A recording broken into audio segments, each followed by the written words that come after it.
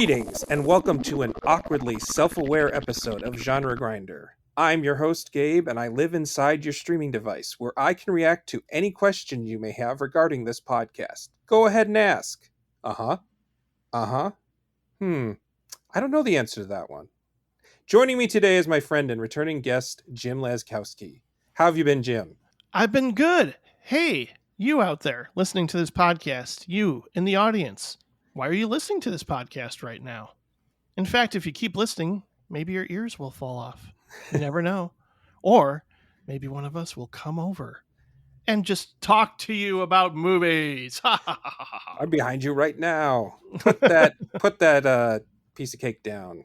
You've had enough. So this week, or last month, it was metal horror movies. And this month, we're removing the L and covering meta horror movies. So And are you going to do Met?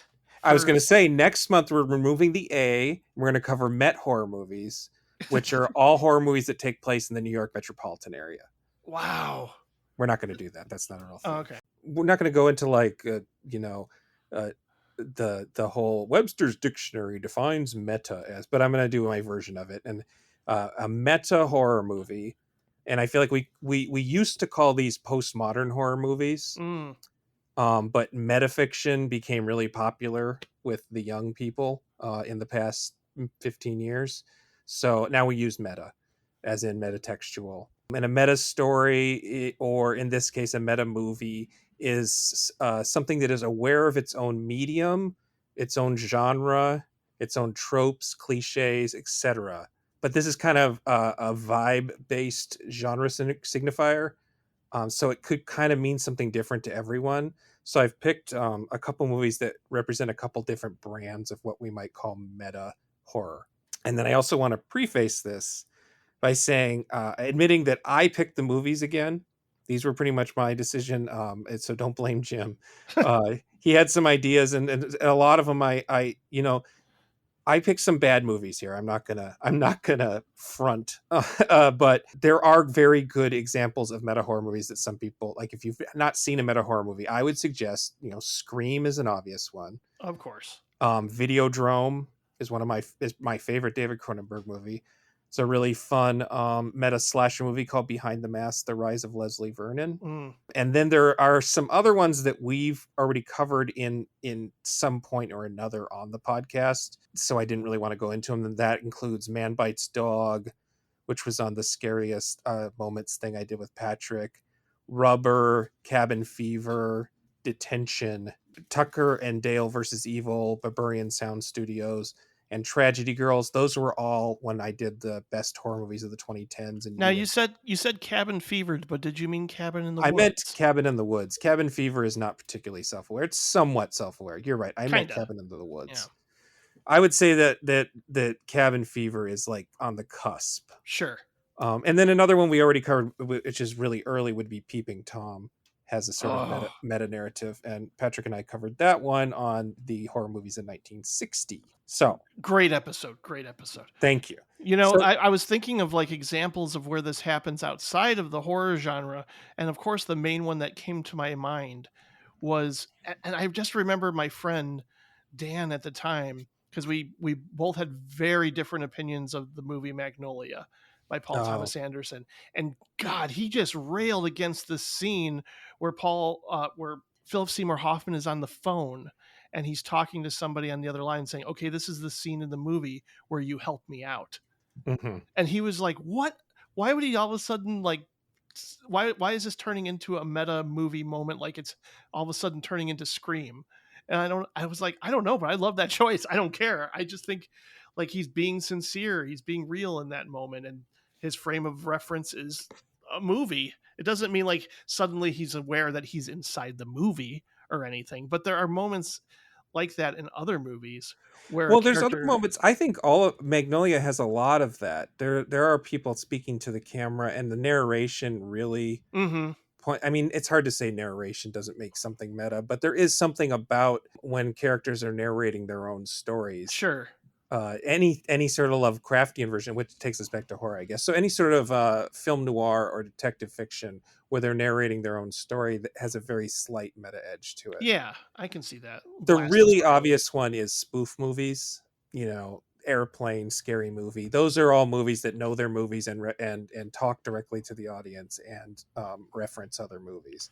Yeah, and That Kevin Smith certainly did that Kevin in Smith does it all the yeah, time. And Winks it's at the usually Camera. really obnoxious when it comes to comedy, for me at least. I Yeah, think those are some of Kevin Smith's worst movies, and I don't really like spoof movies for the most part. I don't even like, I'm one of the few, especially coming from, my generation, my age, I didn't really like Ferris Bueller, him talking No, to the camera. I just no. found that annoying. I think I just find that character annoying. Oh well, yeah, that too. I mean, I think I just don't like that movie. yeah, it just felt like one of those movies that I should like, and I just don't. The only scene I really like is when Charlie Sheen shows up in the police station. Like, to me, Yeah. that's funny, but most of it I find annoying. Well, oh, that just reminded me, the Ferris Bueller thing made me think the Deadpool movies are super meta. Oh God, yeah, this is And gonna get to me. the Yeah, this is like an interesting discussion because it's like what happens when genre filmmakers try to do their own, like Eight and a Half, or Mhm, Woody Allen did Deconstructing Harry, which should have just been called Deconstructing Woody because it's really just mhm. about him analyzing the way he tells stories and how it affects other people and all that stuff. But these titles are really interesting, even if they're very messy. and Yeah, and so like the first grouping here is actually, that's a good segue, because that's our first grouping of movies here, is movies where filmmakers are talking about their own work, Mhm. which yeah, horror guys like to do. And I think I know some of the reasons behind that, but the way I've written my notes out, I'm going to kind of unveil these in a row here. So we're going to start like we always do on Genre Grinder with the oldest movie we covered. And the first two are definitely going to be mostly driven by Gabe because I mean, obviously I know Lucio Fulci way more thanks to our Directors Club episode we did on that filmmaker, but this other one I am not very familiar with, Yeah. despite having heard of the character Coffin Joe. I haven't explored this director's filmography. Yeah, So, so I'll start things off with The Hallucinations in a Deranged Mind from 1978, directed, written, starring Mojica Marins. Watching this particular movie is what inspired me to pull the trigger here, mm, and ask you to do this, because I was reviewing this Arrow Video huge Inside the Mind of Coffin Joe Blu-ray that just came out, and I had seen Marins's at Midnight I'll Take Your Soul, and This Night I'll Possess Your Corpse, and The Awakening of the Beast. Those three movies kind of got rotation. They got a decent DVD release. They were on do you remember, I don't remember what it was called. I think it was IFC. There was a show that Rob Zombie hosted. huh. I can't remember what it was called, but it was like IFC Midnight or something like that. And they would play like, was it on AMC or TM? It was on TCM. I'm screwing this up. It was on Turner Classic Movies. Anyway, so I had seen these a couple times, and I had also read Pete Toombs wrote a book called Mondo Macabro that really went into the scale and scope of Marins's fame. And so I was always interested in these, and I always knew about them. And also, speaking of Rob Zombie, Awakening of the Beast, there's a whole bunch of samples on the album Astro Creep 2000 White Zombie Wow. album. There's a whole Why bunch of am I not samples. surprised? And Patrick should probably be here. The character that he plays, Coffin Joe, or Zaidu Kashau. I'm probably fucking that up, but I know it's Kashau. He started as just a character in the first two movies, but he sort of turned into a Svengoolie type, as in the TV personality Svengoolie. Sure. And because there wasn't really horror movies in Brazil before this, because it was a sort of military dictatorship at the time, people really connected to this. And so it had a little bit of that Alfred Hitchcock, people would see him on the street, that kind of situation, like he Yeah. just became Coffin Joe. And so it's a very, very long story that I'm trying to short here. He had done a series of unsuccessful dramas and westerns, and he eventually built this sort of little community of actors. And when he made At Midnight I'll Take Your Soul and it was a hit, then that just sort of became like his way of being able to experiment and do wild, wacky things. And just there's such an original voice to it all. His way of taking these things that we culturally recognize and just sort of feeding it through his version of it and what he got is just super interesting, even when it's not great. And so what I didn't understand until I reviewed this Blu-ray set, because I'd only seen those 3 movies, is that the meta commentary here had almost always been with it. In his third movie, The Strange World of Coffin Joe is sort of the crypt keeper. He hosts it, but then Marins also plays a psychotic psychology professor God, that within the happens a movie. lot in these movies where Yes, psychology professors or that's what brought me here. psychologists. So yeah, you've mentioned it now the listeners keep that in their mind. Psychotic professor, psychology professor. And he hosted a different director, Marcelo Mota, did The Strange Hostel of Naked Pleasures, where he again appears as Coffin Joe. And apparently he had some sort of TV series that was really like Svengoolie, where he hosted horror movies. And then Awakening of the Beast, which is if you've never seen a Coffin Joe movie or a José Mojica Marins movie, Awakening of the Beast I think is his best and most emblematic movie. It's his 4th horror movie, so it's like maybe you should watch the other ones first to get an idea of what he is. But it's such a wild, weird movie. It's surrealistic. It's sort of a horror movie. But it's the first movie to explore the idea that Jose Mojica Marins is a character and that he is in a Jose Mojica Marins movie. So in that film, it's a much shorter thing, but he plays himself on some kind of panel show that's being shown within the film. And I'm not clear if this was a real thing that was like on television or if this was shot for the movie, but it's a bunch of psychiatrists and filmmakers discussing the psychological effects of depravity on film. And there's this loose narrative in the movie where a doctor gives volunteers LSD and then makes them stare at a poster for one of his The Strange World of Coffin Joe, and then all this hallucination shit happens. And the twist at the end is the LSD was a placebo, and that's just the power of a Coffin Joe movie. Oh, nice. Not even the movie, just a poster. Just the cultural awareness of Coffin Joe means you go mad just looking at a poster for one of his movies. Oh, that sounds like a trip. No pun intended. Yeah. I might be into that. But yeah, Waking of the Beast is pretty cool. So, and then there's another one called Exorcism Negro, which I haven't seen, which apparently Marins plays himself trying to deny the existence of Coffin Joe.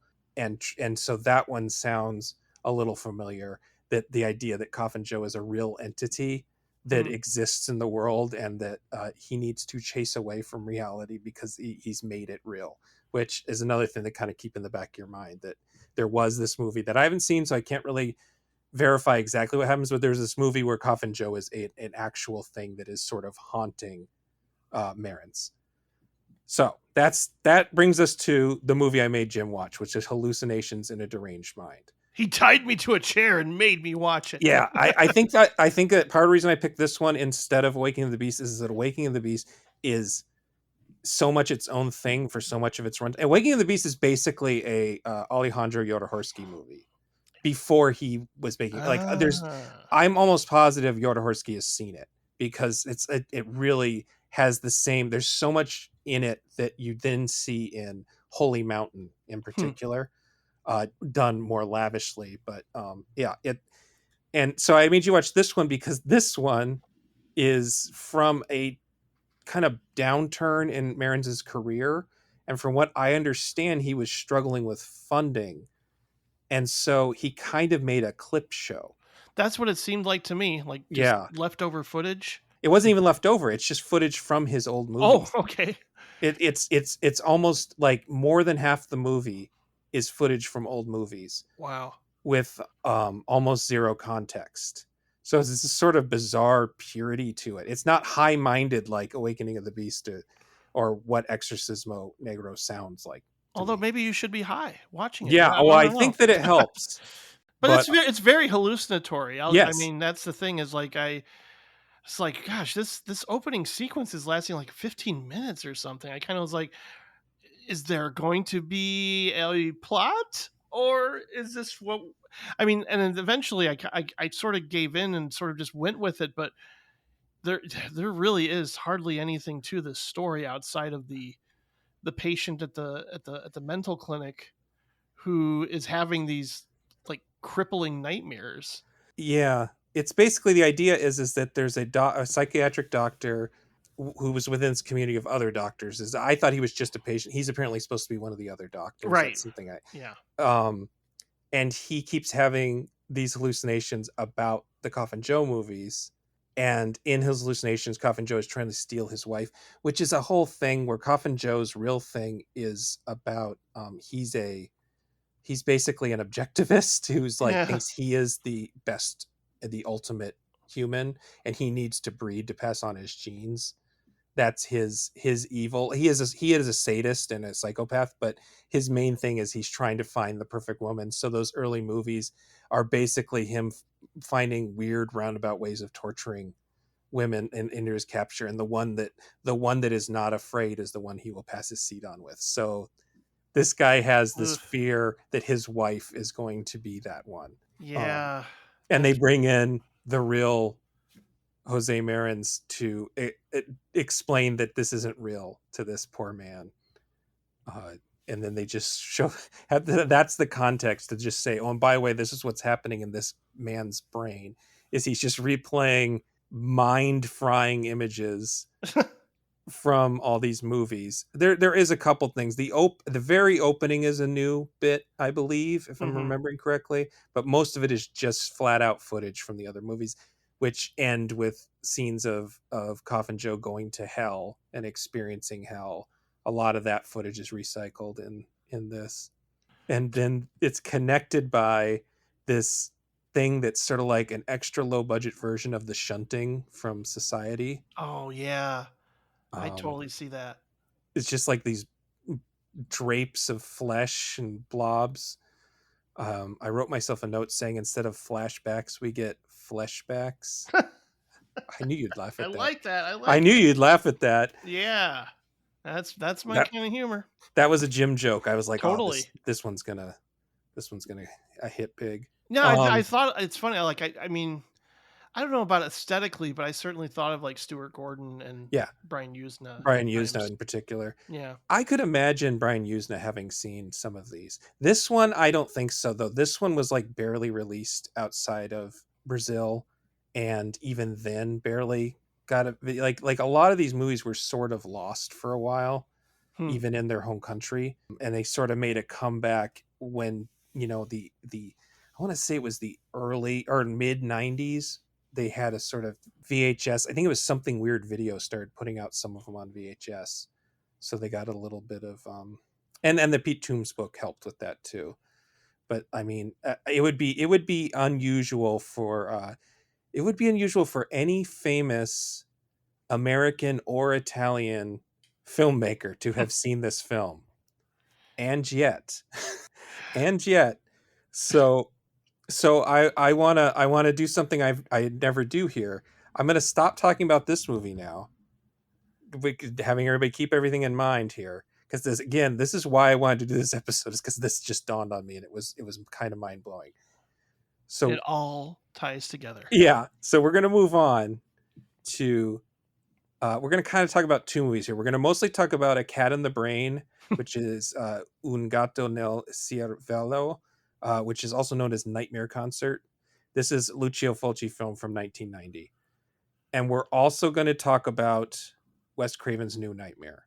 But I didn't prepare a lot of notes on New Nightmare. I mostly want to talk about the weird coincidences that keep lining up with these three movies. I So, can totally see the connections so for sure. if you don't have anything you need to say before we get into this, I'm gonna try to force feed the listener a bunch of more context about Lucio Fulci in this. Oh, please do. Yeah, because you're the expert.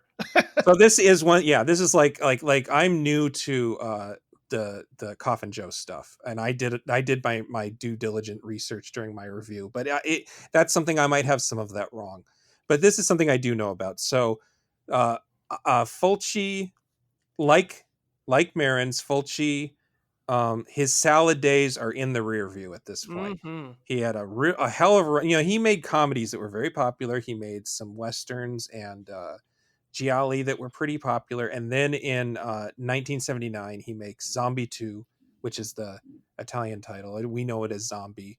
And it is a huge hit. And he sort of gets as much as you can get carte blanche in Italian B horror movies in the time. He gets sort of carte blanche to just do wild, gory, surrealistic stuff. You got City of the Living Dead, The Beyond, The House by the Cemetery. By 1982, he's got The New York Ripper, which is an extremely mean-spirited, graphically violent movie that Patrick and I actually recently talked about on the podcast. And I actually quite like that one. It's very well made, and it Yeah. might be his last well-made movie. Mm-hmm. He's still, when we did the whole Directors Club episode, I had to revisit a bunch of the movies that I thought sucked, and I actually started to appreciate a lot more of his straight to video, made for TV. I started to like more of it, but it's so low budget because the Italian film industry mostly collapses, especially genre filmmaking. Basically, if your name's not Dario Argento, you're not making movies with any money anymore. And then on top of this, Fulci's actually very sick. He has diabetes and some Right. other complications from that. And he makes all these movies, and they're bad. They're bad movies. I enjoy a lot about them. I think there's still some glimmers of how good he was. This one that happens, Cat in the Brain, is sort of designed as a comeback / celebration of his career. I think he was just on the cusp of getting his sort of second wind in America, thanks to later home video stuff. And it references his giallo and gore films. I should say that I count myself as a fan of these things. And this was a movie that was sort of legendary because it came out in the 90s in Italy. So it was not available here. So I remember like all those 90s zines and early websites and bootlegger magazine things. This movie was being passed back and forth, and so I didn't see it for very many years. And when I finally could see it, I had to sort of pretend it was cool and not ugly and awkward and amusingly narcissistic. Yeah. Well, that's what I mostly got from the experience of watching it, but at the same time it's like it's still fascinating. Like Yes. just the idea of somebody at this age in their life making a movie like this is just kind of remarkable in some ways. But I mean, I often think like, what if a director did actually try to capture their state of mind, like in the throes of illness or dementia or something? Mm-hmm. It could very well be something like this where it doesn't. There's not a lot of context for certain moments. There's not a lot of coherence at times. Mm-hmm. You don't know why like certain imagery appears the way it does, but yet you're still compelled by it because he's such a good craftsman in terms of coming up with interesting imagery that you have never seen before. I think that's the thing I always go Right. back to about all of his movies, really. Is like, I've never seen that kind of gore before. Well, and he's really good at dream logic. Yes, yeah. So it's like, if I'm going to compare him to Marins, is that he is dream logic, Marins does hallucinations. Mm-hmm. And the big difference between them, I think, is, other than culturally, is Marins is sort of self-taught outsider artist. Fulci is like a well-educated kind of guy. He's super smart for how violent and base and transgressive his films are. He was a very smart guy. He's probably the smartest of all these Italian guys. Part of his personality was that he was a dickhead to everybody, but it was in part because he was the smartest guy in the room at all times.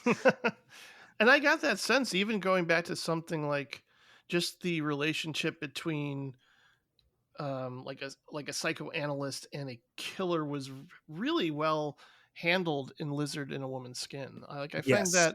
that movie so interesting and intelligent. On Yeah. top of it being a creepy, deranged, jolly. And I just like I don't know. I suspect that like you do have to be kind of a hardcore Fulci fan to get a lot from Cat in the Brain to just Yeah. appreciate it on a deeper level, and sort of get what he's trying to come to terms with.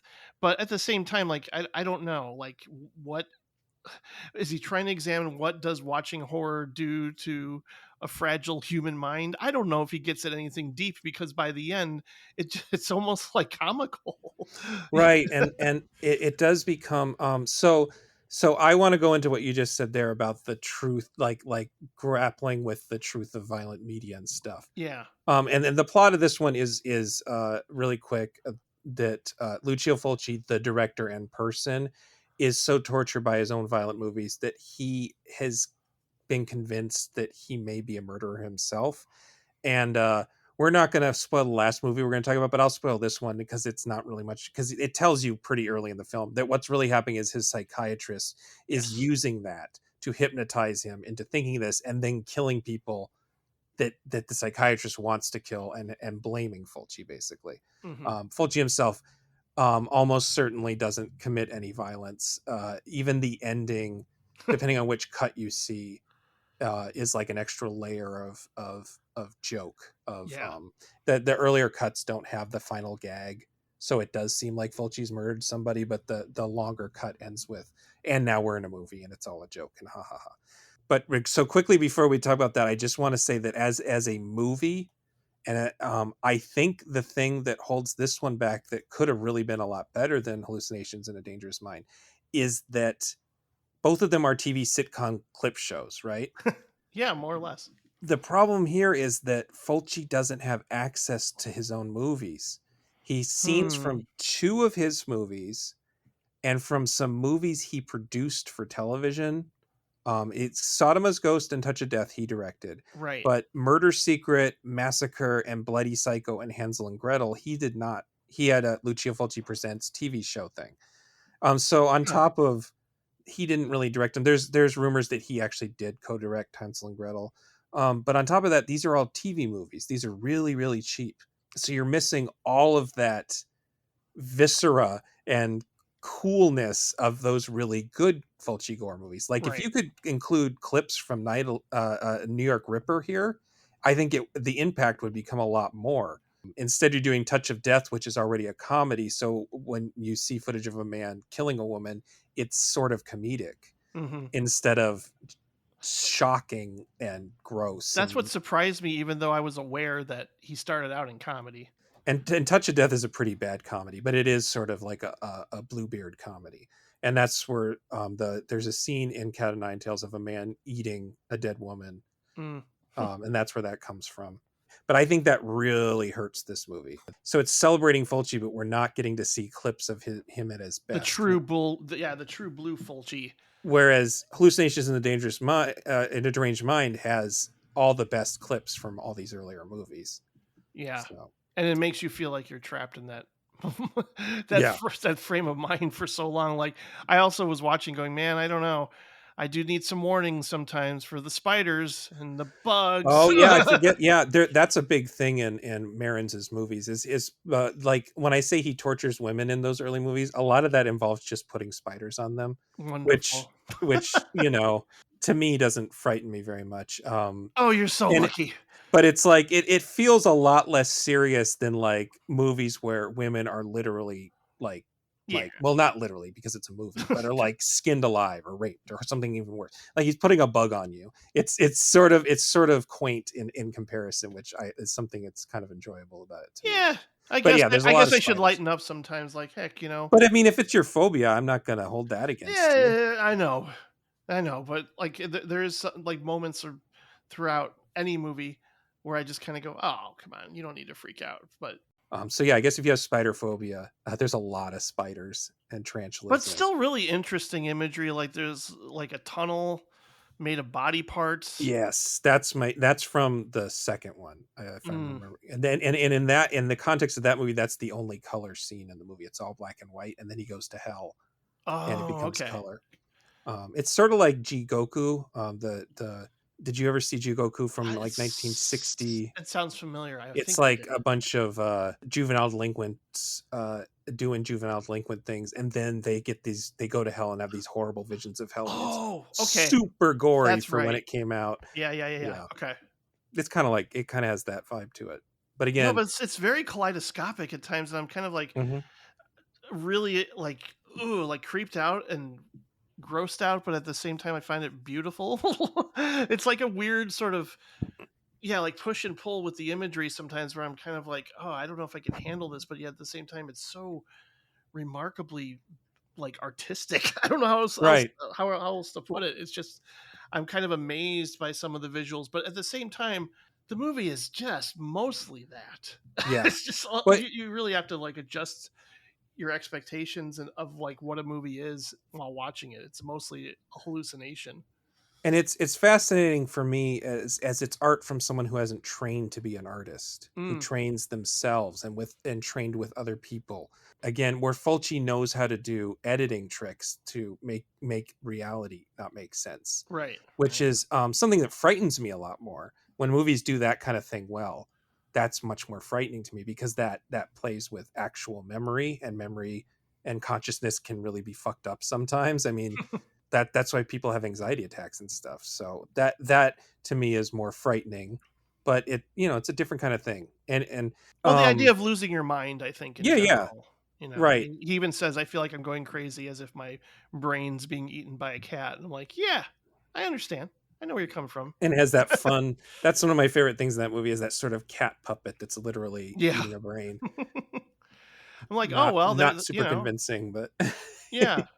I kind of went with that. I mean, it's like, "Hey, there's the title of the film right there." yeah. But okay, so then gonna pause these thoughts, put a pin in that, and now we're gonna say that Fulci accused Wes Craven of ripping him off after he saw New Wow. Nightmare, because Fulci has a lot. His opinion of himself is very high. It's the thing we see with a lot of these Italian directors from this period. They are the best at what they do, and they because they're very much ripping each other off. That was the way the industry worked. Hmm. When you interview them in their 70s and 80s, they all accuse everyone else of ripping them off, and they all fucking hate each other. Yeah. It's very charming in a weird way. But so there's no way in hell that Wes Craven saw either of these movies. I don't think Wes Craven was that interested in horror movies in general. I just don't see him going out of his way to find these two movies that barely got releases in their home countries, let alone in North America. But Yeah. there are some weird coincidences between all three of these movies. And I made a little bullet point list here, that the weird likely coincidental similarities between Cat in the Brain, Hallucinations, and a Deranged Mind, and then also Wes Craven's New Nightmare, which quickly we'll just say New Nightmare was kind of like an attempt at rebooting the series after the Freddy's Dead didn't make any money, and Wes Craven was kind of coaxed back into doing it. And it is, I think, next to the remake, the worst Nightmare on Elm Street movie for me. See, that's interesting too, because like, I mean, I since I People recent really like it. I need to since acknowledge that since I some was people love it. recently on the Directors Club 1994 retrospective, the my two film critic friends, Colin and Eric, who are on that show, really do love New Nightmare. And I wasn't about to like launch into a tirade and go, you know what, guys, actually, New Nightmare is not very good. I Yeah. just sort of just went with it and did focus on the fact, though, that I have never been a fan of the third act, the final like decision to have him go in this underground tunnel thing with the I mean it's weird. Like I saw this opening night with my friends in a packed crowd in the same theater I would eventually see Pulp Fiction in, and I'm going into this as a diehard Freddy Krueger fan already at that age. I Yeah. had no concept of self-awareness outside of maybe the Muppets or something like that. Yeah. Yeah. But like this was a new Freddy movie. I was stoked, and I did walk out a fan, but I even at that time for seeing it before I became critical of movies, I was like, that last act, I was kind of disappointed by the fact that they sort of build it up that Freddy's going to cross over into their reality to where, he tears off the sheet of the bed, Mhm. and you think like he's going to come into Nancy's world again, almost similarly to like how they do in the original film. And that like kind of pumped me up. I'm like, oh, Freddy's going to come after her in this world.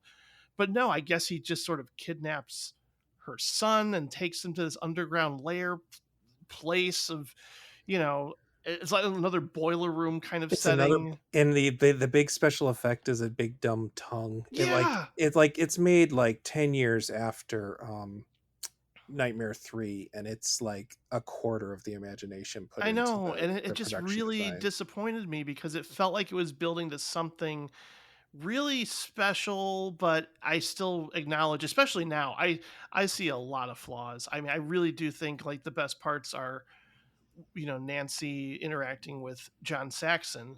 I like Yeah. those scenes quite a bit. I think they're both really good overall, but I don't really like the kid. I think Robert England is bad as Yeah, I Robert mean Robert England. Englund's at least having some fun. Yeah, He's an interesting actor. I don't know if anybody was really prepared to play themselves. I think Heather Langenkamp comes across the best I do because too. I think she's good. she comes across the most natural, because she wasn't really acting very much anymore at that point. I And know. I think I that's think why it that works. paid off. Yeah.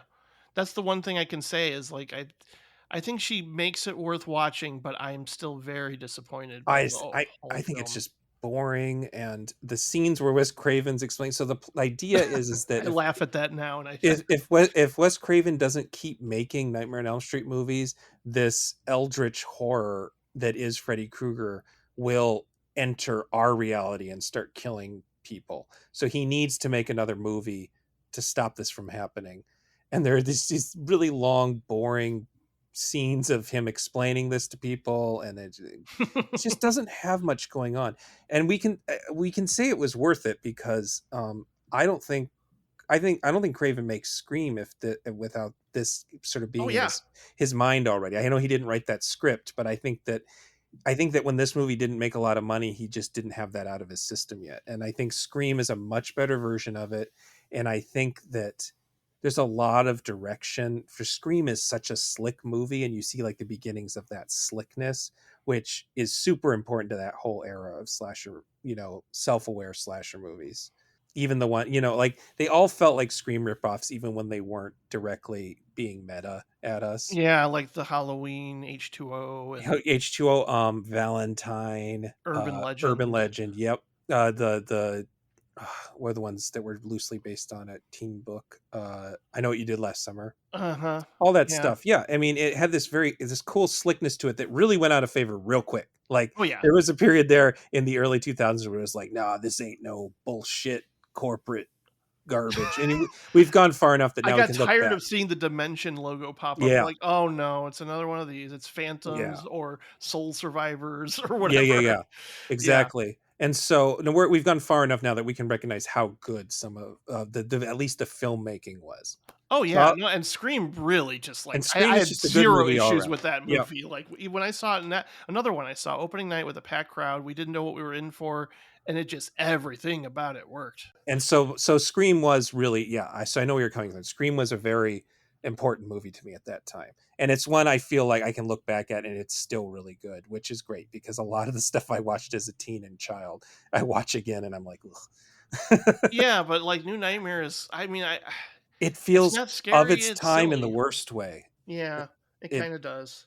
so I apologize if that's your favorite one. Like that's great. You know what? I'm a huge fan of Nightmare on Elm Street 5, The Dream Child. I think it's just this visual treat, and most people I think list that and the remake as the two worst.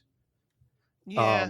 So Hmm. I maybe I don't have a leg to stand on, but And I'm it's the not my. weirdo that likes 4 a I lot. like 4. I like 3's the best. I Yeah, like three, three's the four, best. five.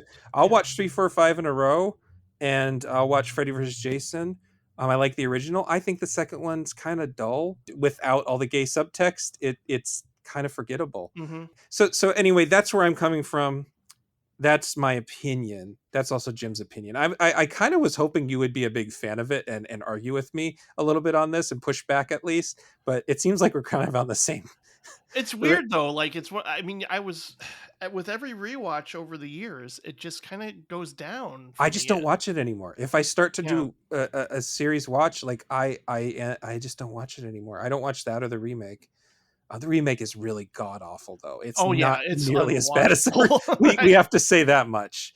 Yeah, and I keep hoping. I don't know if this is a good thing to wish for, but I'm all for another reboot of Freddy Oh, if I they mean, could do it right. Because you could do so much with dreams. Freddy versus Jason, for all of its faults, proved that you can use over the top digital effects in such a fun way. Sure. In this kind of like honestly, in some ways, the faker it looks, the more it fits in a certain, like not necessarily faker, but the more unreal it looks. Like all the colorful stuff that happens in that movie is so much fun to Yeah. watch. That's why I like the fifth one too. It has the part where where he turns into a two-dimensional comic book character and gets slashed up. I think that stuff's really neat, and that there's just not enough of it, and that the remake is so awful because it does nothing with No. that. Mm-hmm. It's Um, sad. Yeah. but anyway, so now that we've talked about these three movies, I wanna list some sort of familiarity, coincidental similarities, and so I can understand why Fulci was convinced he was being ripped off, even though there's no way in hell he was. In his film, Fulci plays a version of himself plagued by visions from his own movies and seeks out the help of a psychiatrist who secretly hypnotizes him into being framed for these murders. In Nightmares in a Damaged, I keep saying damaged brain. Hallucinations in a Deranged Mind. Nightmares in a Damaged Brain is the long title of that Italian kind of slasher movie. But Marins is the psychiatrist is the victim of movie-based hallucinations, and that Marins himself is an altruist who's brought in to try to cure him of his Coffin Joe obsession with hypnotism again. They use Mm. hypnotism again. And then in one case, the psychiatrist is a villain, which is just like Fulci. You see Oh yeah. all throughout his movies that he doesn't trust psychology, and partially because he was severely depressed.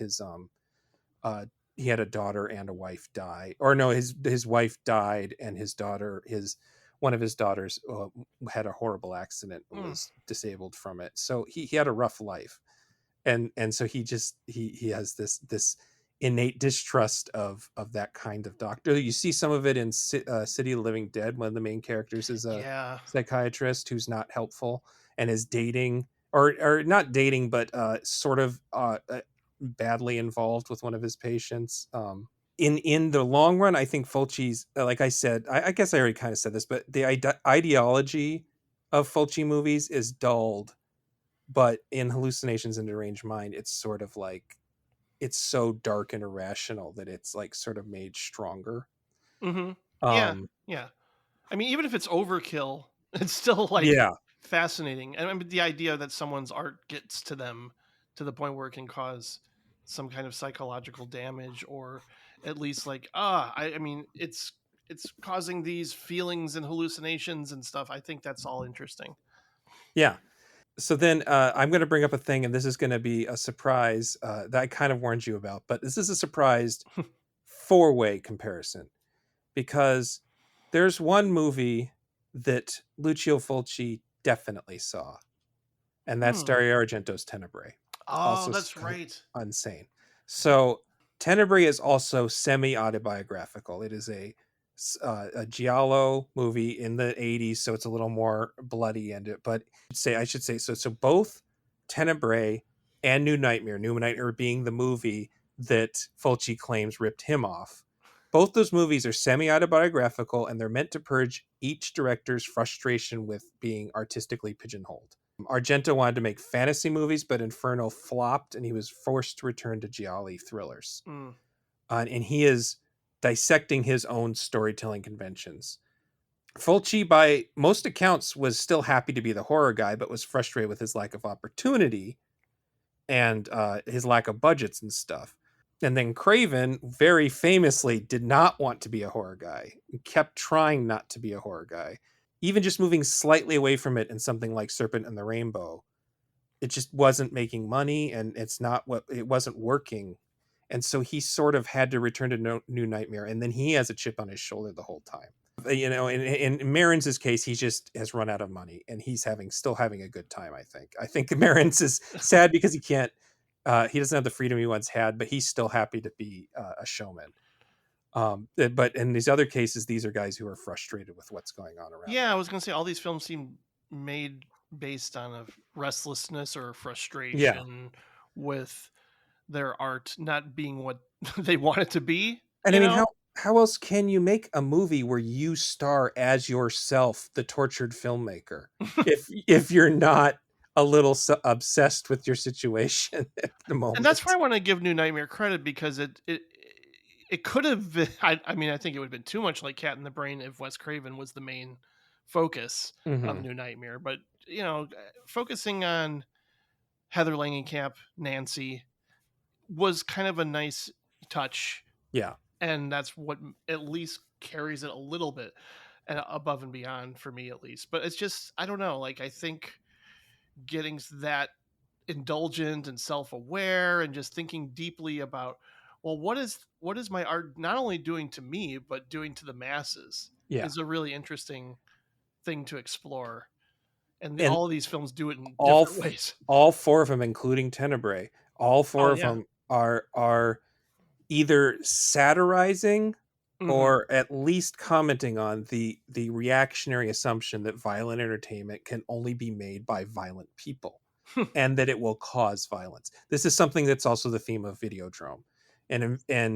What's funny is Argento, well, he has a stand-in. Argento doesn't appear in Tenebrae. The main character is a writer who is a stand-in for him, and has a lot in common with him. And the twist in that movie, which I'm sorry I'm spoiling Tenebrae here, but the twist in that movie is there's actually two killers because the writer and main character takes advantage of the fact that there's murders happening and that he's investigating them to do murders. So I've always seen it that Argento is being a little tongue in cheek with, oh, maybe I am a killer. You don't know. Whereas Craven casts himself and has to keep writing Freddy. He's a good person. He's the hero who's keeping evil at bay. So they're kind of taking opposite stances here. And then Fulci's stance is, this is absurd. Why are we even talking about this? The only reason this would happen is if my psychiatrist hypnotized me into believing it.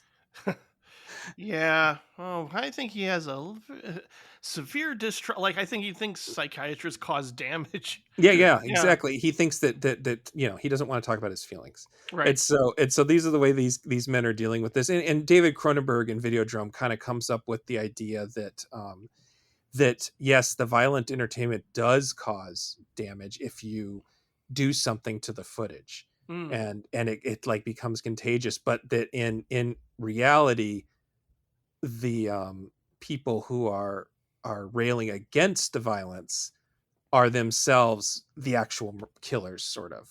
oh, Like interesting. that's sort of the idea behind Videodrome, is that these people are causing violence to give you cancer, sort of. I mean, it's Sure. hard to really break down, but it's sort of the idea is that these are the people committing the violence. And this kind of goes back to something that's going to come up with the last movie we're going to cover is Censor, which is a new movie. This is something that's going to come up with Censor being about the video nasties panic, and I'll talk about that when we get to it. I'll be more context time with Gabe, but I like that these are different approaches. And then I guess Marins's approach is, yes, I am evil, and watching my movies will hurt you and cause evil. Like he's enjoying the idea of it. So Fulci thinks it's stupid. Argento is poking fun at it. Marins is loving it, and Wes Craven is resenting it and trying Yeah. to Yeah, I make can see himself that. the hero. That's kind of the way I looked at it. Yeah, and Craven is the gatekeeper in a way, but also just Yeah, it's it's clear that he wanted to evolve as a storyteller to the point of him. Everybody talks about the shock of him doing something like Music of the Heart, and just like yeah, completely getting out of the horror genre. and it just didn't work. No. It just didn't work, and and it's too bad. I feel bad for him. I wanted Uh, him to just keep making movies like Red Eye because I thought yeah. he was a really good thriller Hmm. filmmaker. I mean, at least in that like Hitchcockian kind of setup, I thought that was really well done. And I kept thinking, like, you don't have to go into the slasher territory. You could do Right. things like this instead. But no, he had to go and do My Soul to Take. Yeah. Which, yeah, who got, yeah. I mean, Oof. and so there's a fun similarity between these things, and that the Hmm. idea that it's, I think that, and I say this as a absolute lover of the man's work, I think Fulci was sort of ripping off Argento. I know that he was aware because he talked about Argento movies all the time, and Oh he yeah, did yeah. he did stuff in his movies to reference Argento movies. The seeing eye dog attacking the woman in The Beyond is a reference to the seeing Mm. eye dog attacking the man in Suspiria. Yeah, yeah, yeah. And then I think Craven is coming at it without any knowledge of this other stuff, and then Marins is coming to it before other people are doing it, and it's just very interesting, the difference in the approaches, but then how many weird facts, like all the hypnotism and psychiatrist stuff, how much it's sort of like a game of telephone where there are these weird things in common and they're in the wrong context. Mm. Yeah, again, like I also wish New Nightmare would have dug deeper into like just is the generational trauma, but also like they at one point Nancy's like, oh, my mother had schizophrenia or something like that, and like, And am I she, passing that yeah, on to my son? And then the doctor is all concerned that she's mentally unstable. Like all that could have really gone into interesting territory, but it's like a movie at war with itself because it also has to be a Freddy movie too. yeah. And I think Craven tried too hard to intellectualize it. He tried too hard to Hmm. make it some sort of uh oh god, what's the hero's journey guy?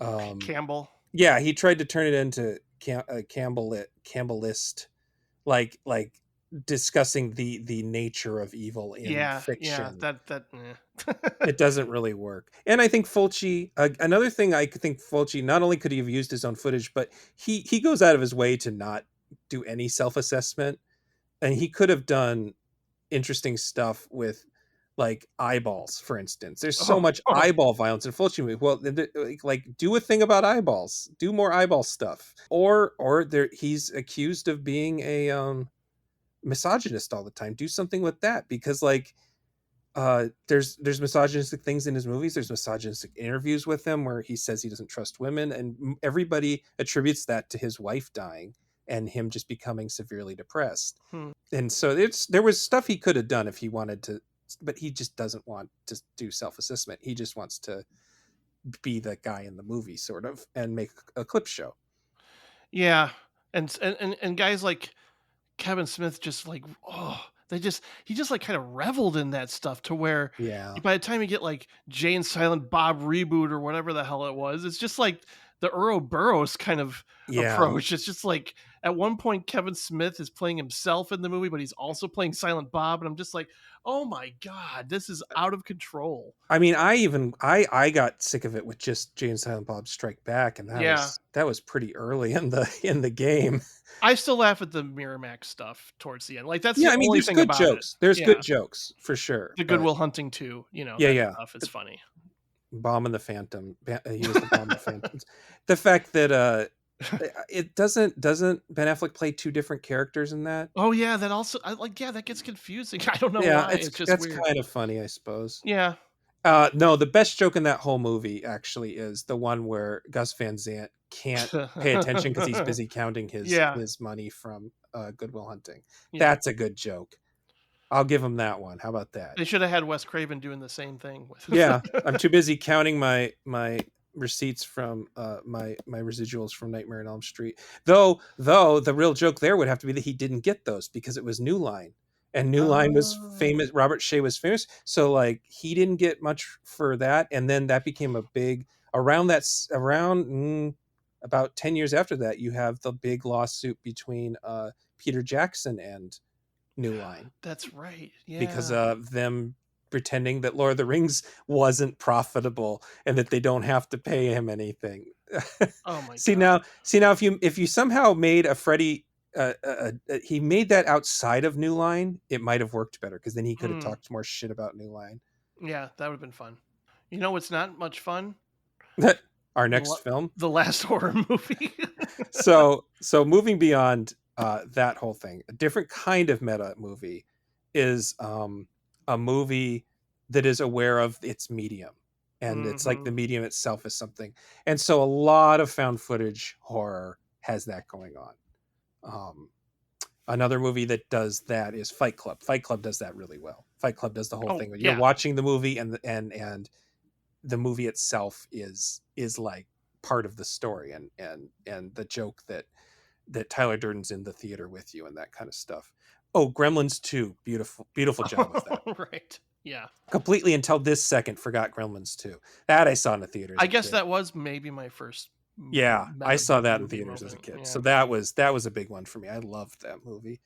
So we covered I tried to pick one I hadn't seen because we had covered a lot of found footage horror movies already on thing. And so I had heard decent things about Julian Richards' The Last Horror Movie from 2003, which is not to be confused with David Winters's The Last Horror Film.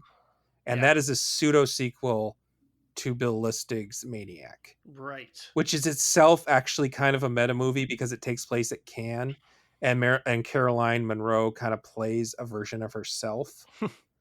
But we've already done that kind of thing. What we're going for now is this sort of like the found footage thing where the filmmaker is speaking directly to you, the viewer.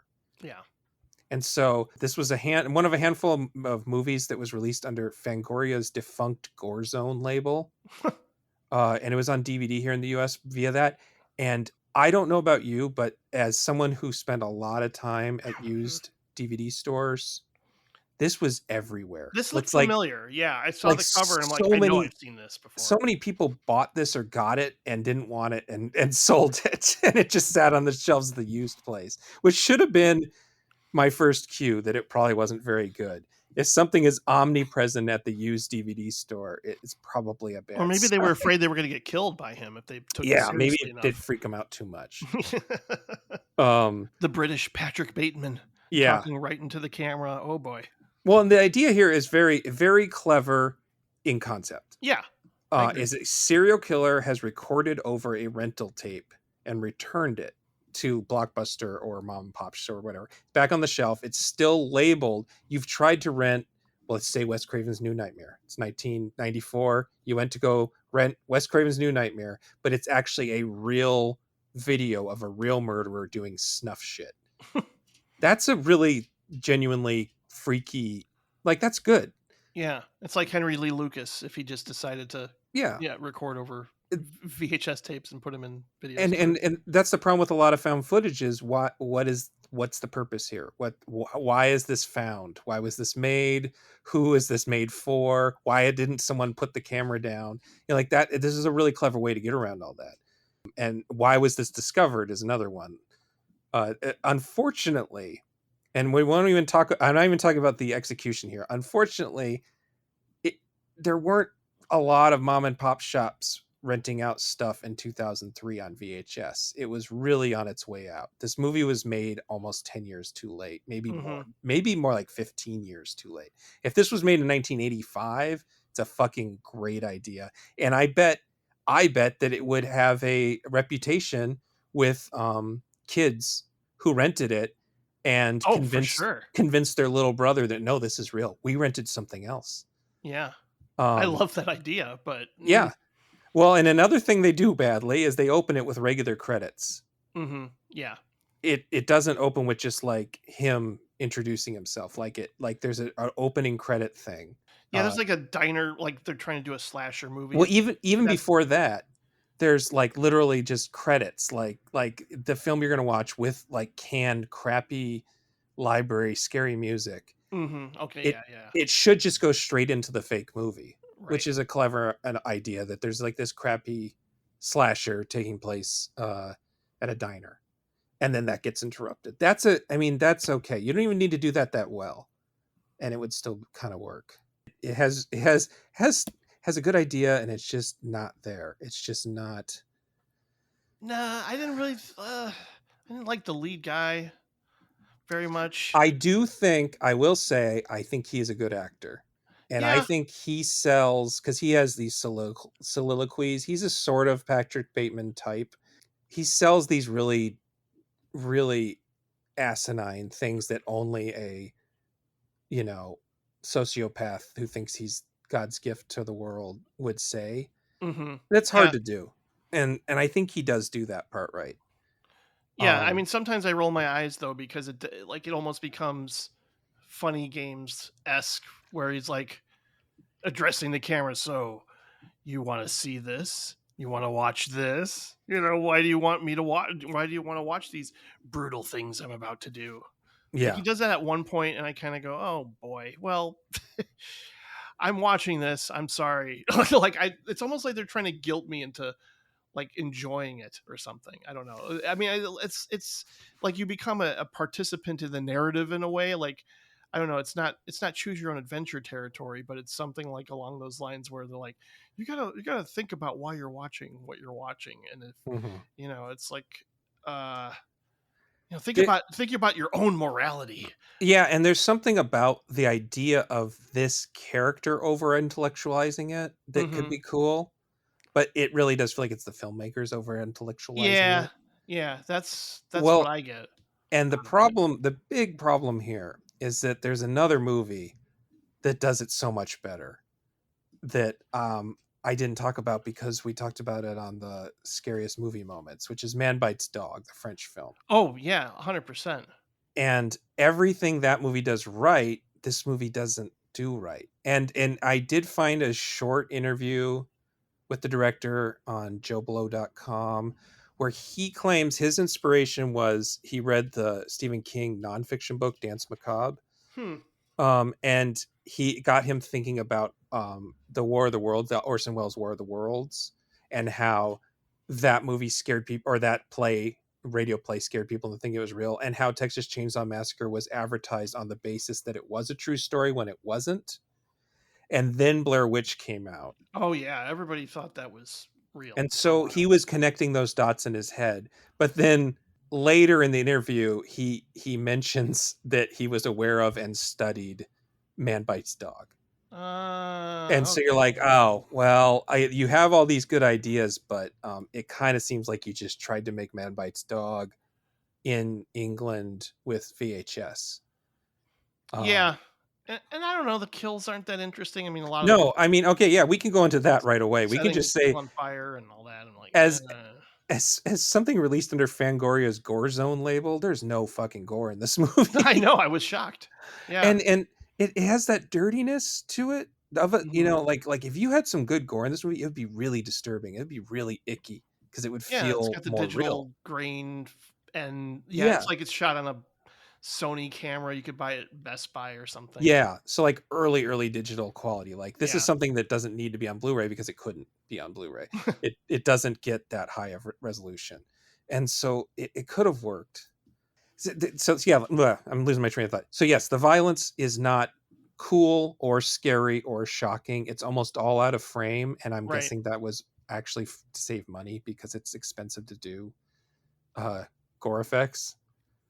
It makes Um, sense. Yeah. but it also just like it doesn't have any scary impact to it. Like I don't know. I guess there's no gore in Blair Witch, but there's like the implications of violence are really frightening, Yeah. and like That works on a deep sound psychological design. level. Yeah, there's the sound design to it. And Mhm. this just doesn't have any of that. He just sort of kills people. And it's also not funny. No. And Man Bites Dog is really darkly amusing. It's a comedy. And so Man Bites Dog is about a there's an interest, and there's what should be an interesting dichotomy between these two movies. Man Bites Dog is a movie about a film crew that is aware of a serial killer that decides to follow the serial killer around, and the serial killer's kind of bemused by this, and so he's just showing them how he does stuff, and eventually they get involved with the murders, Right. and it's a very clearly a metaphor for violence in media, and the way, and by media I mean like news media, and the way that this is treated. There's like a very clear through line metaphor. It's very funny. It's got ideas. This movie also involves a videographer, Ugh. but he's been hired by the guy. Right. He's so the whole point is the filmmaker can't objectively observe the murder is the point of Man Bites Dog. They can't. You become part of the Yeah. documentary. You can't separate yourself. Whereas this videographer is basically hired on the we learn later on the idea that he will eventually participate in the murders. Mm-hmm. But they don't do anything interesting with the idea of this guy trying to bring, like, there are No, he stories just about freaks out about it, and there yeah. are stories about people who are trying to create like that's what there's 3 seasons of the Hannibal TV show about a lonely murderer who's trying to recruit and seduce another murderer. Like, it can be a really interesting idea, but it's just sort of something that happens in this movie, and when he Yeah. can't go through with it, like, it's not about him being corrupted. It's like the opposite, where he realizes he's not corrupt. Whereas in Man Bites Dog, it's like they become corrupted by what the evil of killing Yeah. people. Yeah. By being a part of it, by observing it, yeah, and it's kind of sad. Like, you kind of want that same vibe to like invade this movie or something, and it just kind of, I don't know. I don't know. It just felt lazy to me. I don't know that it really brought a whole lot of interesting insight to what something like Man Bites Dog did. Like, this isn't like an updating of what that film did. It's like an attempt to do that, Hmm. but it just kind of just lies there for the most part. But I mean, it's I have more things that it does wrong here. yeah, no, I mean, there's plenty. I got a whole list. We can talk about the idea that not only is it not violent, but it doesn't use the video in any sort of interesting way. And the thing Mm-mm. that kept on popping into my mind is how chilling the scene in Henry Portrait of a Serial Killer is, Oh God. where the camera's mostly lopped off and it's just witnessing, and we can't look away because we are the camera. Yeah. Whereas in this case, it's almost all handheld. And so I think that by having a videographer with him, it it makes it less scary. Whereas if it was just this guy going around with a camera, and by the way, they write his day job is a wedding videographer, Right. which they keep threatening to do interesting things with. Like, he keeps catching people saying really fucked up things to the camera about, like, oh, I just married her so she would shut up and stuff like that. Yeah. Like, and that's sort of a better film would do something more substantial with that being part of his sort of Patrick Bateman outlook on the world, that Mm-hmm. like everything's just meat kind of thing. Yeah. That would, the idea that he worked in this job that just fed that, and that he works at a job that's a meat parade. It's just weddings, and everybody's fake. Like, it's an interesting concept and it's on its own as like a separate movie that's not as meta, that's just about a psychopathic wedding videographer who uses that job as a way to find victims and create a feedback loop with his own ideology, and then film himself killing people, not hire some guy.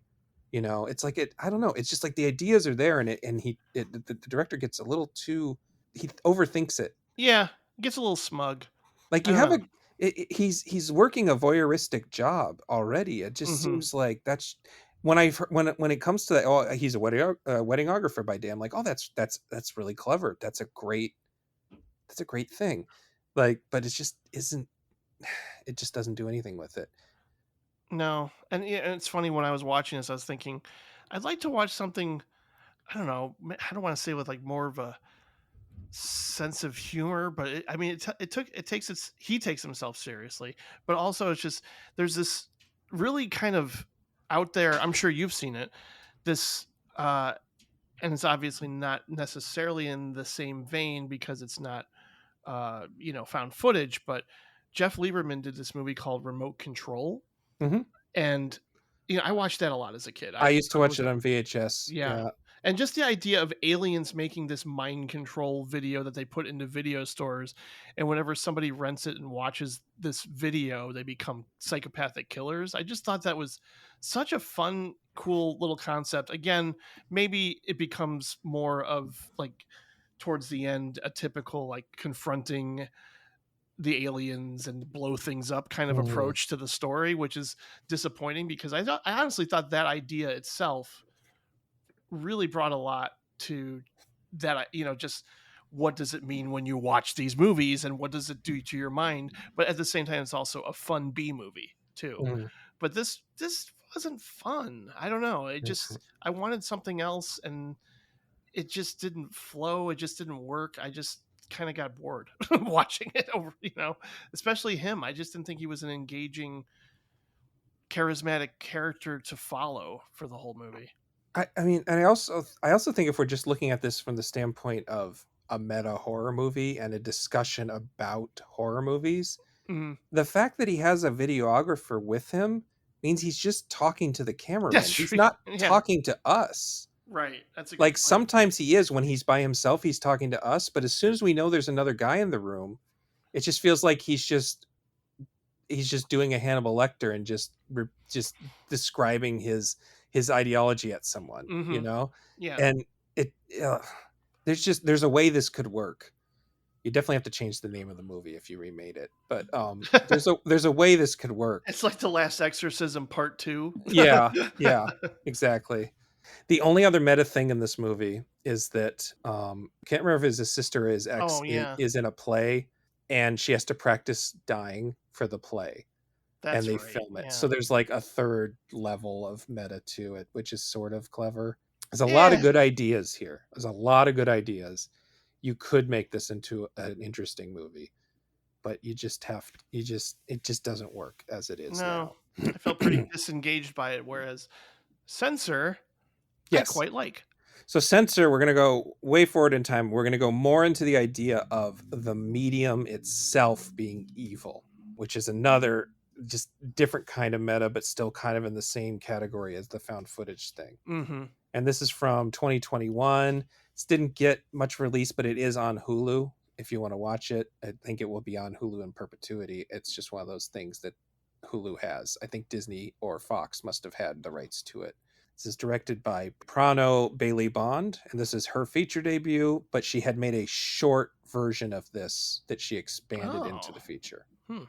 Yeah, this isn't about a creator doing a thing about themselves. This is about the medium. And so some other examples of that are, we go back to Videodrome again, where the medium itself can kill you. There's a 2014 movie called The Canal. Oh, That was man. also British, Yeah. or maybe Scottish, one or the other, that is about a man who finds a video, who's watching an old video and sees murder, and It's actually Irish. That's right. Irish. Yes.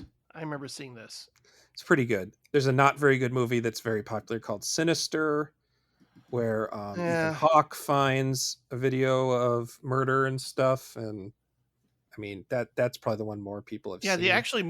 the movies he finds, I think, if I recall, are kind of creepy. Yeah. That part kind of works. The problem Yeah. is that the killer looks like he's in fucking Slipknot, which is a problem throughout that director's filmography. Yeah. Black Phone, everybody loved Black Phone. I watch it, fucking Slipknot. Yeah. Slipknot again. Ethan Hawke in a Slipknot mask. Pretty much. Even his Doctor Strange movie is getting this close to Slipknot masks. I'm just thinking someone at Marvel said, no more Slipknot masks. And then Berberian Sound Studio is a movie Oh, yeah. that reminded me of this, that I think everybody should see and love. Peter Strickland, not his debut, but his breakthrough movie, I would say.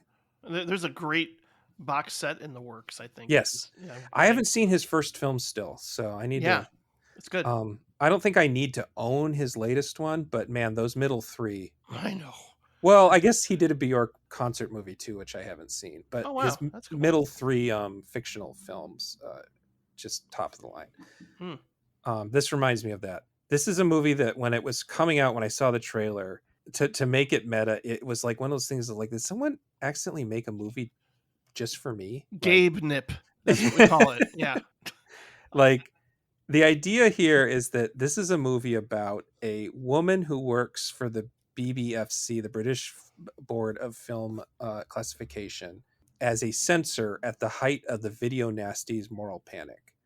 And it's a horror movie about a neurotic woman losing her mind, which is already one of my favorite genres.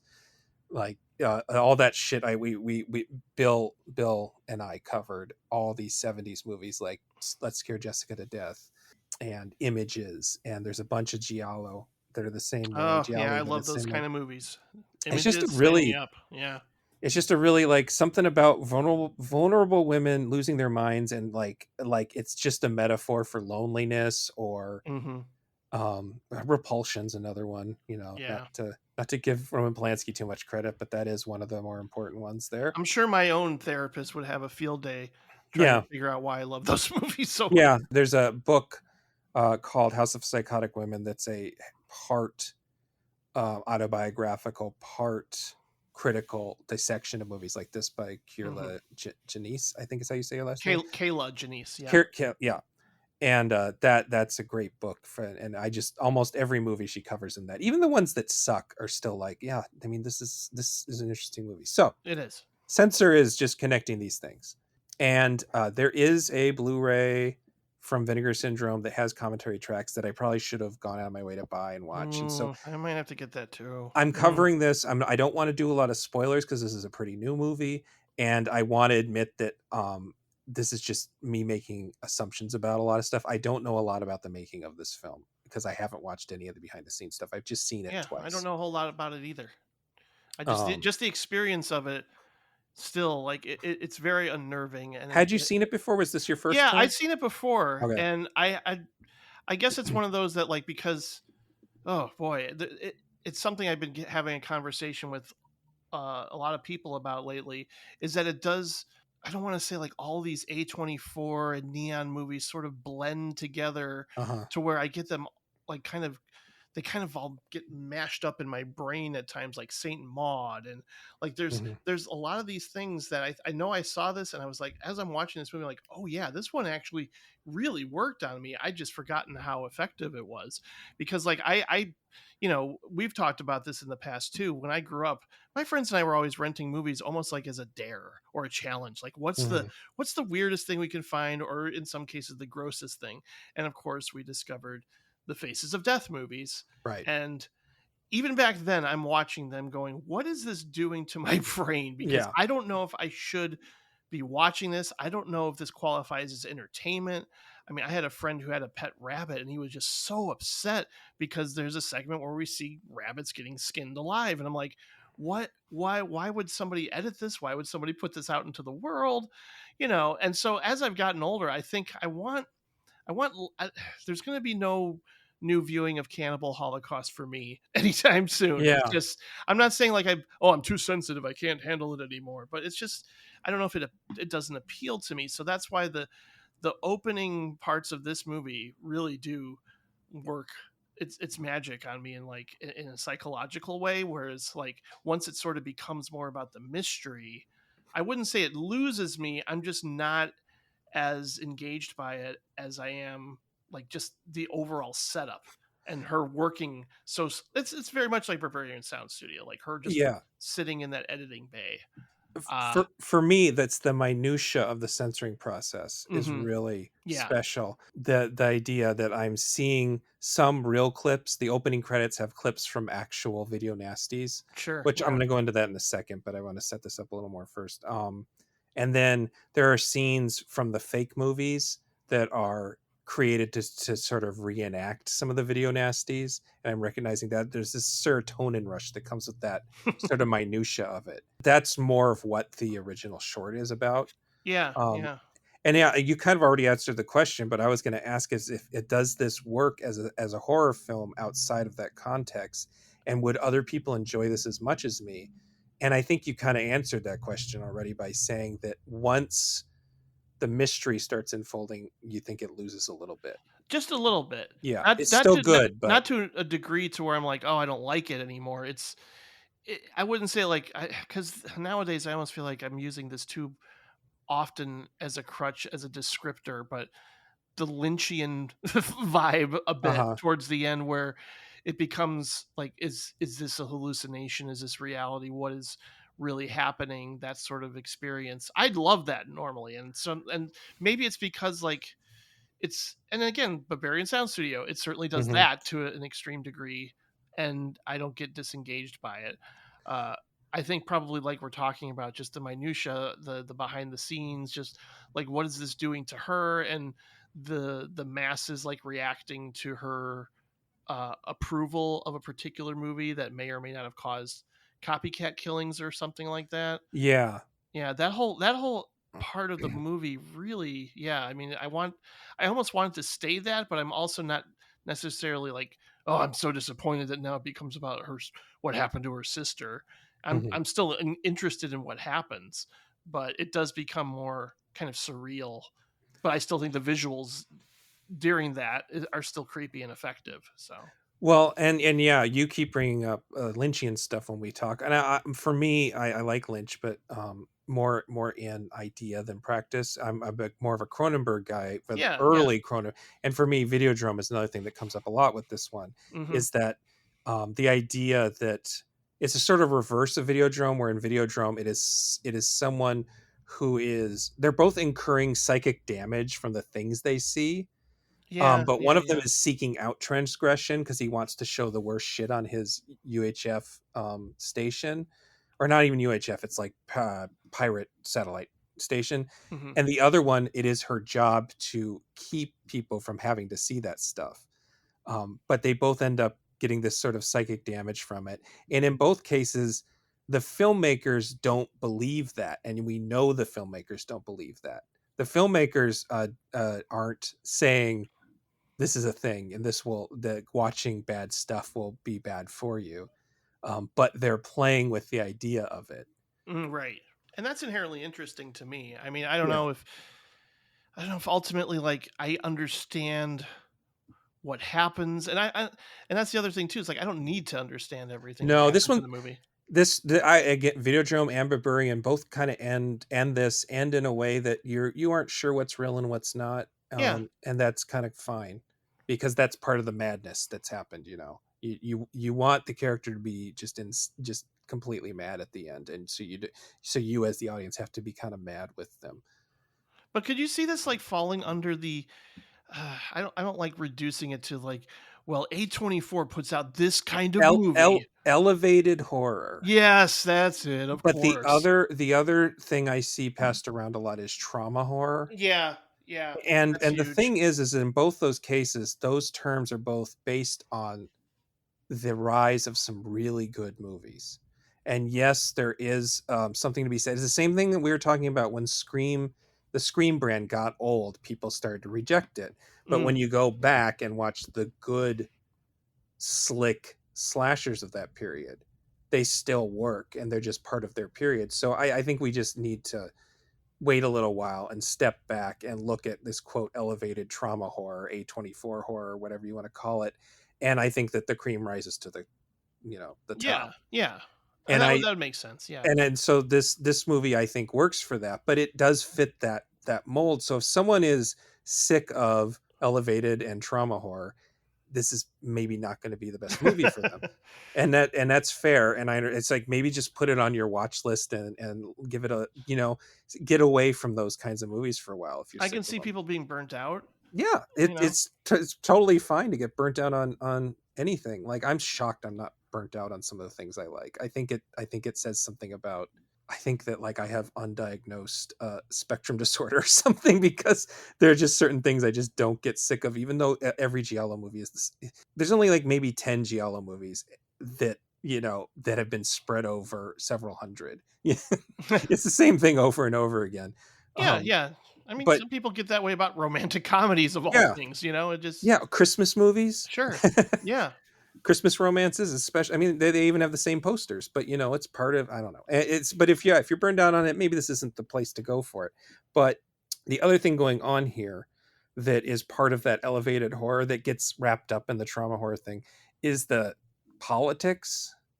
And mm, Videodrome is actually made in the 80s, so it has this backdrop of political upheaval. This one, it takes place at the height of Margaret Thatcher's sort of reign over yeah, England. And there's lots of very blatant political theming throughout this. There's archival footage of the police beating people. There's footage of Thatcher just being a piece of shit. There's so much going on that I think it gets a little lost. But the part of the story, which could be its own movie, where the idea, she's that's really that is the basic plot, is she's just tasked with censoring movies, and she has a past where her sister disappeared and she was suspected in the disappearance, and that's really all we really know. But there is this sort of subplot where she lets a movie through, and there is a supposed, like you said, copycat killing. Right. And the way that the public gets, somebody leaks her name and phone number to the public, so she's getting doxxed basically. And I think a so overlooked thing that happens in the movie is the people doxing her are saying the most vile things. Oh yeah. And it's like that idea, going back to what we were talking about with Tenebrae and Cat in the Brain, where the real bastards, and Videodrome, the real bastards are the ones who want the censorship to happen. Mm. The ones that are obsessed with the censorship, they're the real violent people, not the people watching this stuff for fun. It's the people who want to tell everyone else what they should and shouldn't want to watch. And so, Censorship is the enemy. Yeah, that's makes sense. I and could it's not see that. just that it's the enemy, it's that the people who become obsessed with it Hmm. are the enemy. And so Yeah. I'm gonna, how do you know a lot about the video nasties phenomenon? I don't. I know a little bit about what happened, but I mean, of course, I know certain titles that fall under that Yeah. umbrella. So the basic, this is again me having OCD, and I've read 2 books on the subject, and I've watched every documentary I can get my hands on. God So, bless you, because we learn so much. but it's just like, I don't know, I just find it really interesting, because in America we had the MPAA, especially during the 80s and 90s, was a little strict on violence and sex. And like we always talk about how, now that things go straight to streaming, that's one advantage to streaming, is that the MPAA rating doesn't matter as much anymore. That's a good point. Yeah. So we definitely had problems when Blockbuster wouldn't carry the NC-17 or unrated cuts of things, and they would have to make a crappy R-rated cut of something like Dead Alive. So we have that, but in England they're literally banned. And so what happened was, is in the early 80s, somebody figured out there was a loophole in the laws that allowed for video renting and purchasing to bypass the censorship process. So if a film was either censored or banned in England, say Cannibal Holocaust, flat out banned in England, well, it's not banned on home video because that is a different format. And so somebody figured this out, and it became a very easy moral panic. It was, it's the same moral panic it always is. It's satanic Satanic panic. panic. Yeah. It's shit going on with blaming queer people and drag queens for something that has nothing to do with anything. It's think of the children. Yep. It's the Simpsons joke. Will someone please think of the children? And so there's public figures like Mary Whitehouse and these really salacious, awful tabloids, which we all know the UK has the worst tabloids in the world. And they start this moral panic and like, oh, look at all these things. And we did this research, and we talked to children, and they saw all these movies and they're describing things. Well, of course the children hadn't seen the movies, and the children were just making it up because the interviewer was like, oh yeah, and then what happens? And then like, and then he ate her boob. Oh yeah, and then what happens? And then he threw up her boob and ate it again. The kid's just making shit up that sounds gross, Yeah. and feeding off the energy of this. And then they started to try to tie actual crimes and murders to movies. So there was like a Rambo murder. It had nothing to do with Rambo. But because this guy murdered people and Rambo was on video, they called it the Rambo murder. There was a really heinous thing that happened in the early 90s where 2 young boys tortured and killed a toddler, and everything decided it was because of Child's Play 3 of all things. Oh my lord. And like we can kind of laugh at it, but what the law did is it made it so that authorities, as part of the Obscene Publication Act, could confiscate these things. Right. So it wasn't just that they weren't available anymore. It was like, in America, shit, we can't find the NC-17 cut of Man Bites Dog isn't available at Blockbuster. That sucks. No, it's if you own that, now the police can raid your home as if you have, and this happened, and it ruined people's lives. People who collected these things would be put in prison as if they were holding contraband. Oh my god! Like if And I'd bought in Faces of Death, I could have been arrested. yes, exactly. And they could have had a warrant to search your house, and if they found it, and so there was a list of officially banned movies. There's a list, and there was a list of like movies that aren't officially banned, but if you find them during one of these raids, you can also confiscate them. And of course, the cops didn't know about any of this because they're fucking cops. And what do cops know? I just got a text. And cops are doing stuff like the famous one is somebody had a copy of The Big Red One, which is a war drama, Oh yeah. but they were convinced that it was a porno. Oh god. So like we can laugh about some of the stuff, but it did ruin people's Yeah, that's it did ruin people's lives. awful. And the other thing that happened was that I just thought of comic books in the 50s. That was another, Mm. And violent video games in the 90s. It's just this shit happens every 10 years. I mean, there's just a new fucking thing. Libraries are a big victim of it right now. You work in a library, you're seeing that kind of stuff. Yeah. And so the thing is that a lot of the movies on this list are terrible, violent movies, but so many of them are so bad that they would have just been forgotten. There are some unwatchably stupid movies on the Video Nasties list, and they probably would have just been forgotten by the world, except for that they ended up on this list. So every collector across the world had to, like, I have to see this movie now. Why is it banned in England? And there's kind of a Holocaust, Faces of Death. Yeah, you go watch one, you'll go, I can understand why this was deemed objectionable, but mostly it's just trash and silly trash at that. So that's the backdrop of what's going on in this movie. That you don't need that backdrop to appreciate the movie, but it kind of makes it extra special because you know how stupid her job is. They kind of do a good job of. There's one of the censors just keeps like going, ugh, it was just this thing. They do it all the time in other movies. It's like, well, what about the part where the eyeball gets ripped out? And it's like, I seen that in and he mentions like some high-minded thing. He's Un Chandelo. Yeah. He's like, that Yeah. happens in Chandelo. Do we have to censor that too? And it's like it is sort of making it clear how stupid this is. But what makes the character interesting is that she's a true believer in the process. In censoring things. And so there's kind of a I think an implication that that's why it causes psychic damage to her because she believes it will. Yeah, that's an interesting angle. I hadn't thought of that way, but yeah. But I mean, that's always part of the argument is like, we can't let the public see these movies because it will turn them into deranged maniacs. It's like, well, the censors saw them and didn't become deranged maniacs. Why is that? And the excuse they don't want to say is, well, we're smarter than you and we're better people than you. And they know they can't say that. So they're like, well, they're just trained to not go become crazy maniacs. I think it's a very tongue-in-cheek response to that. Yeah, and sometimes when these things end up like on a notorious list, I mean, it only makes you want to seek them out more. Yeah, exactly. That's the thing too. Is like I even seeing something like Evil Dead early on.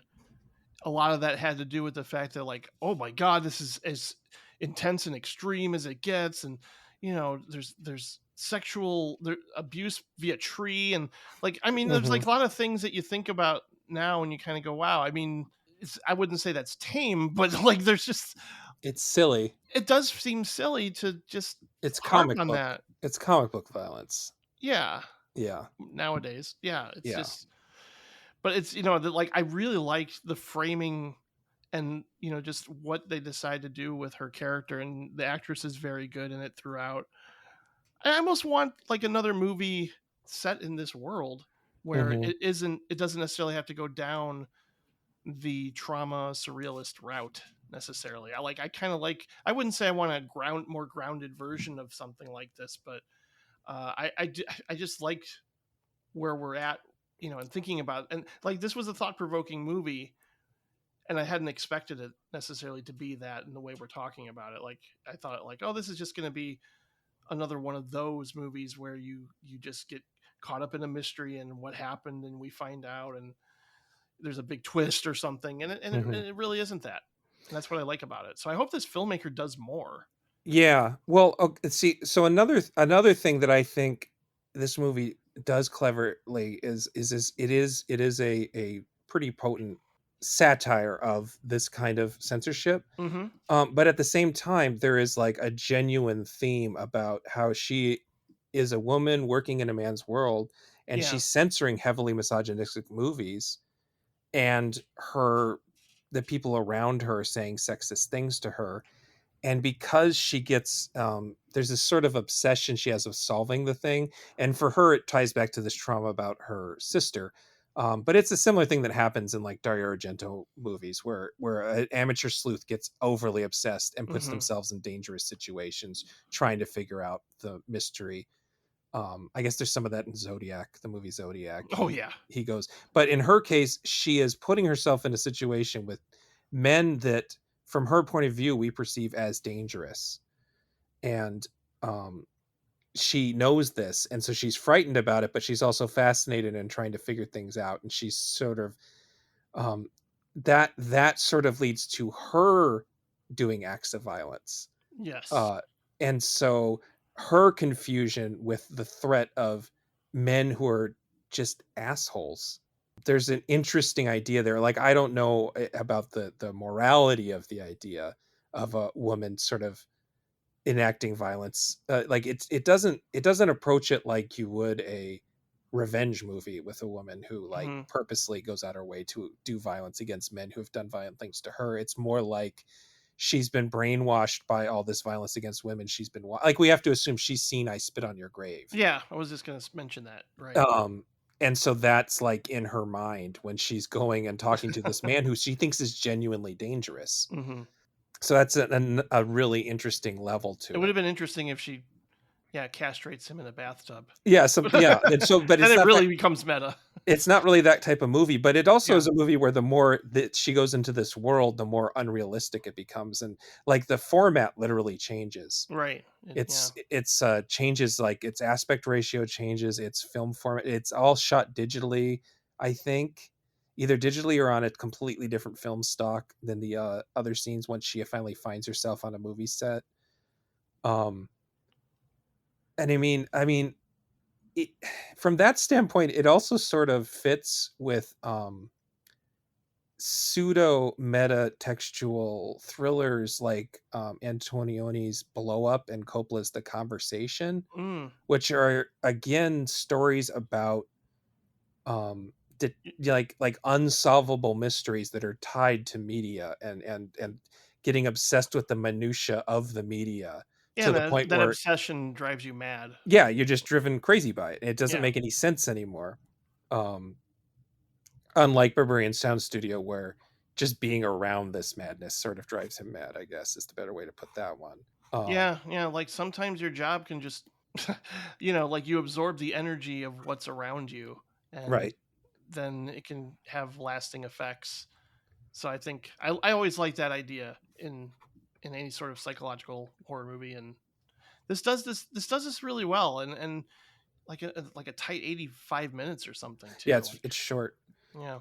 And you said something about you were interested in a sort of more serious version about this. Kind of the last thing I have to say is that there's a movie that might have inspired this, Hmm. but it's pretty underseen. It had a little bit of buzz way back when, but it's Alejandro Amenabar's thesis, That's what I've been meaning to see that for a while now because I that keeps popping up.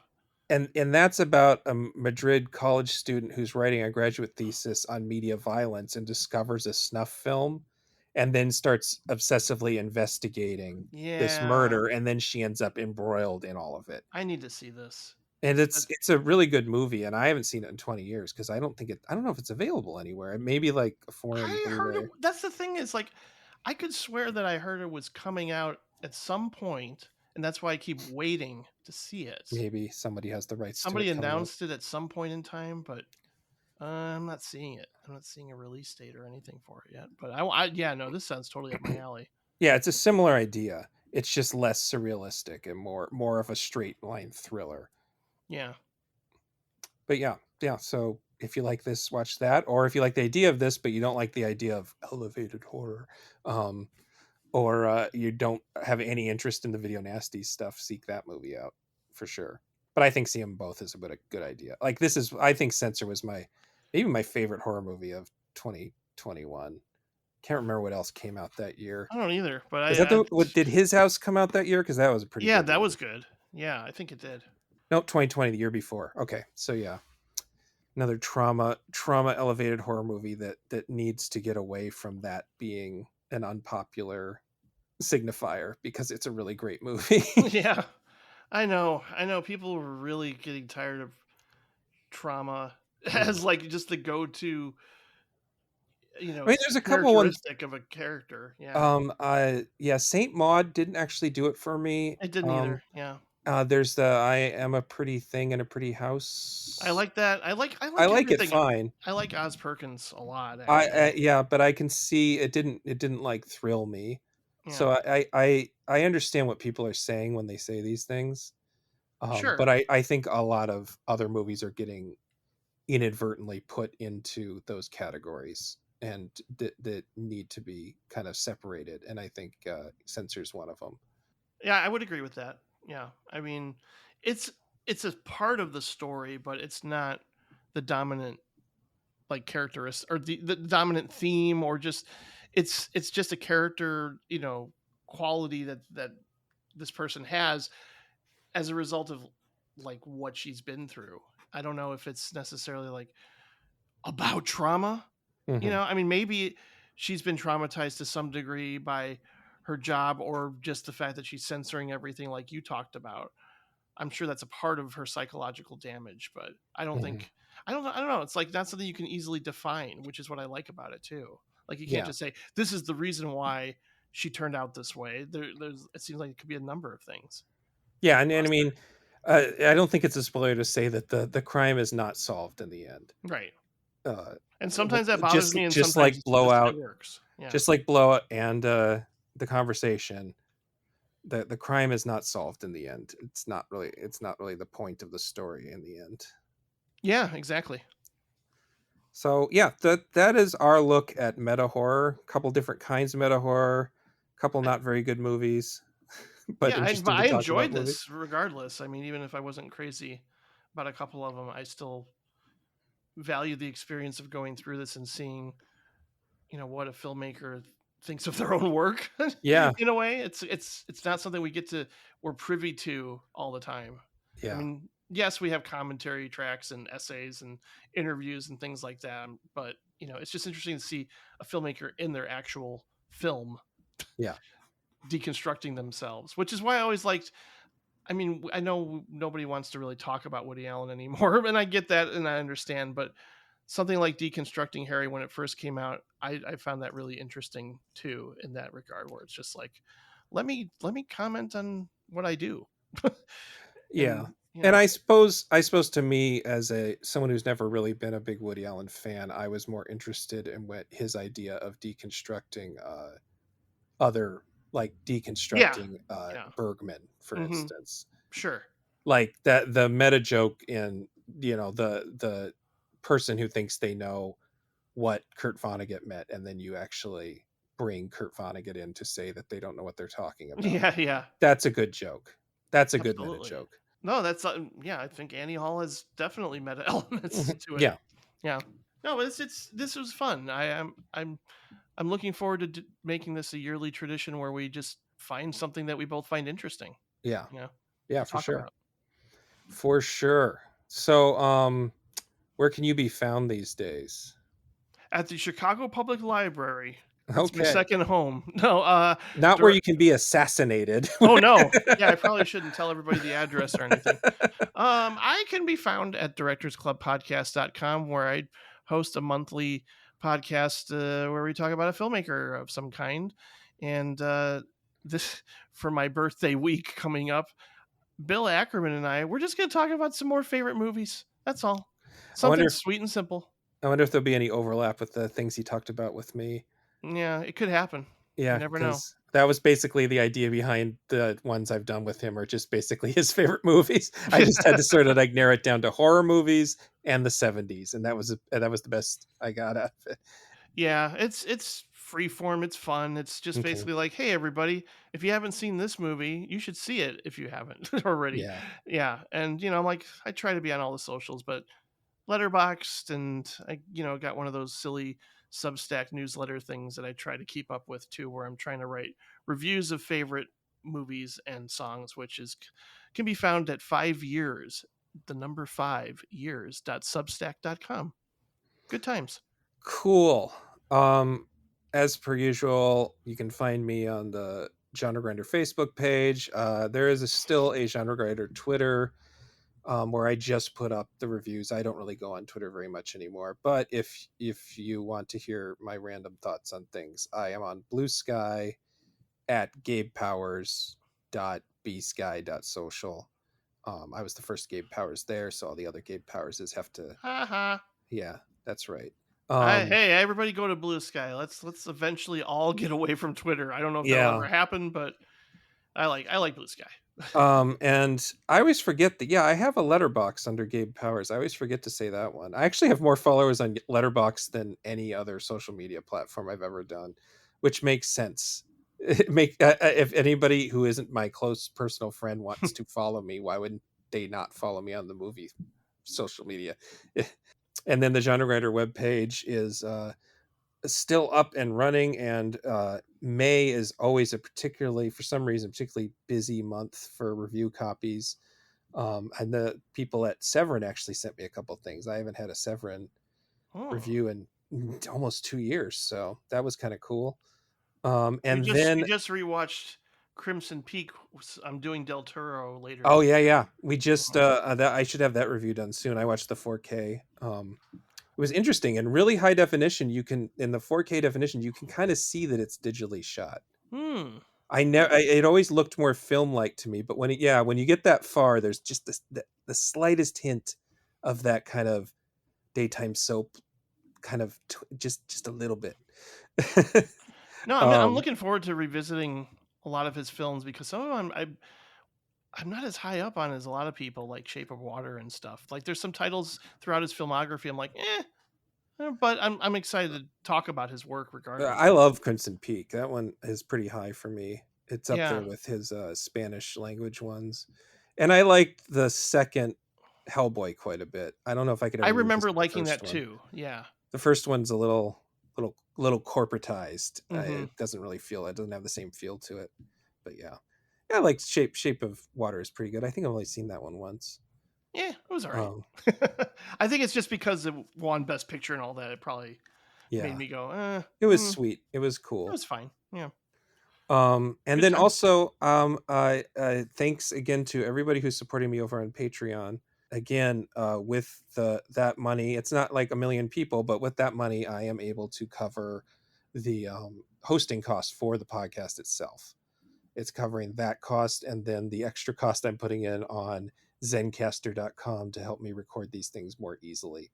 So I can always use some more to cover the cost of the website itself, but I'm okay doing that out of pocket. That's fine. Yeah. So thank you to everybody, and until next time, think up your own until next time, because this is the meta episode, and I can acknowledge that I never think of these things until the last minute, and I always forget to write a joke at the end. Perfect. Beautiful, and good night.